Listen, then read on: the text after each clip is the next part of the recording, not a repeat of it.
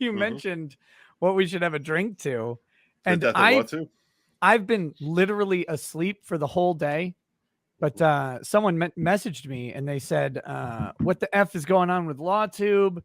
Some other part of it. Did something else happen over this weekend other than the main meltdown that occurred, Thursday night into Friday? I'm not sure. So when you saw that that Alyte sent out her thing, she made that video. Yeah, I saw the apology video. I started watching it on a stream. We got through just enough to get kind of a preface for my talk about Lawtube in general and groups. Yeah, but and he actually commented on her thing saying, "I still love you, LB. All's forgiven and forgotten." Yeah, I saw that. I thought that was very nice. That was like, let's just put this to bed. And he also took down a thread that he had put up there, which was pretty aggressive. It was an aggressive thread on Twitter that he took down. And then Friday morning, so he was kept out of the courthouse. Yeah, he came on my show that morning, and he was on with me for quite a while, and then he went to do his own stream. So he explained kind of what had happened there. I'm sorry, you might have been narrating for the audience. No, I was actually sharing with you. If the audience gets what they get, and what they don't, they can ask in a super chat and I'll answer. No.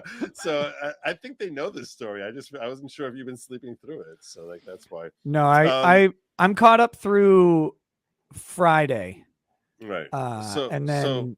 Yeah. So yeah, and I feel as if DUI's fans or a certain percentage of people basically want a pound of flesh from LB. Like they want a pound of flesh for her. Like that they feel the apology wasn't sufficient. And that's a subjective thing, whether or not, how you read that apology is, what you take from it is objectively, it's a subjective call. But at the end of the day, he accepted the apology.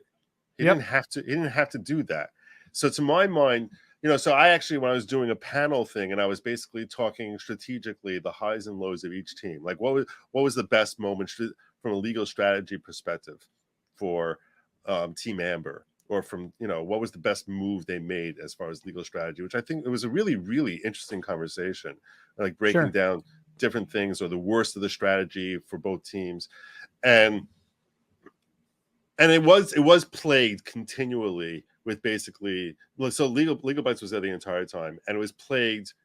I mean, they're just people who are just out to like not make sure that to just harass her. I mean, there was a lot of intentional harassment. There was no, and to the point like, and I'm a very big believer in free speech in my chat. And I'm like, you guys can say whatever you want. You can hate on me. You can hate on my guests. Just don't spam. Don't break terms of service, and don't get racist. And you do that, and I'm fine. And I felt that some of that got spammy. Like it was just repeatedly like LB, like anti-LB kind of thing, like the same person saying the same message every 15 seconds. And I was just like, all right, you're gone. I don't need that. And purely because of spam, you could say what you want to say.